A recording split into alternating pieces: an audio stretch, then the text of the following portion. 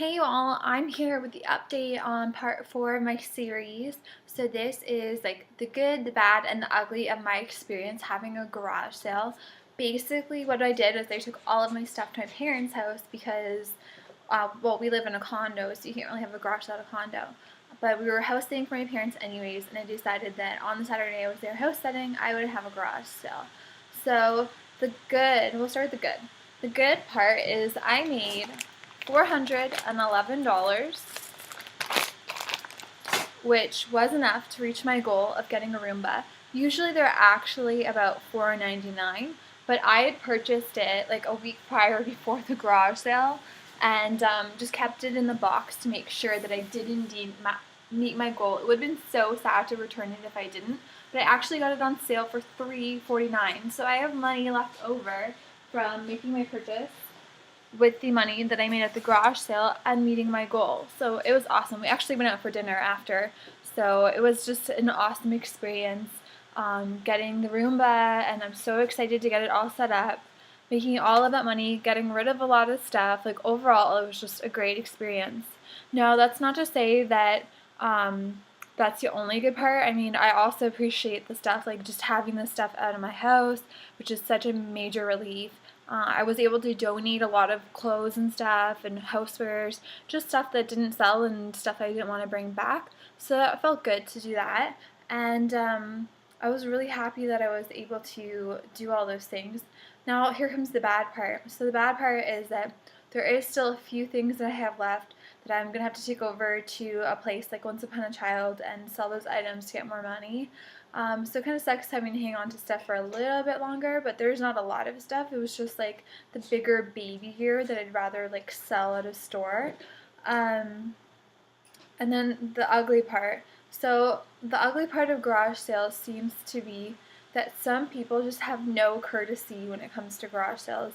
I posted online on sites like Kijiji and Craigslist details of the sale, and the day prior on the Friday, I had a guy show up at 1:30 in the afternoon just as I'm putting my son down for a nap and say, "Are you having a garage sale tomorrow?" And I'm like, "Yeah." And he was like, "Are you selling any furniture?" And I'm like, "Yeah." And he was like, "Oh, do you mind if I see it now?" So I thought that was kind of rude of someone to kind of disrupt someone else's day a day prior to the garage sale. Also, I didn't really like that guy that I didn't know was coming up to the house and I was there by myself. So I didn't really appreciate that. And then later on at 9:30 at night, as I'm putting my son to bed again, another man rings the doorbell. It's like pitch black outside, so I open the door and like my heart is racing. And luckily my husband was there with me at that point. But he actually asked, he's like, "Are you having a garage sale tomorrow?" And I'm like, "Yeah." And I'm like, "You can come here tomorrow when the garage sale's on." And then he's like, "Okay." He's like, "I just wanted to make sure you were having one so I could come back tomorrow." So that didn't really make sense to me. Something seems really shady about that. I don't know if that's just what people do now. That's never been my experience before, but be prepared for that. If you're going to post on an online board like this, I guess maybe that's what people do is they scout out their routes or something. Seems very odd to me. I've never heard of anything like that before. And then the other parts of the ugly were that I did, in fact, catch some people stealing from a garage sale. And my point of view on people that steal at garage sales is, especially when you're the one hosting the garage sale, it's not worth getting into an argument with someone over something you would have been getting rid of anyways. It's just not worth the threat to you. It's not worth the threat to the people who are at the sale attending it. It's not worth the disruption. So, I mean, if you wanted to, I guess you could call the police or something, but for me, it's not worth the time and the effort, so I just kind of like let it be. I figure if people need it so bad that they're stealing, then let them have it. And then the other side of that is not as bad as stealing, but the haggling. Some people just do not quit, and you get to a point where you just kind of want to kick them off your driveway because they've haggled with you over 50 cents. So I think the worst example of haggling is when you price an item for, let's say, $10, and then the person says 5, and you're like, no, no way. And then they decide to come down to, let's say, I don't know, $8, and by then you've just had enough of the haggling, and you just say, fine, $8. And they hand you a $10 bill and ask you for change. Ethan has decided to join me.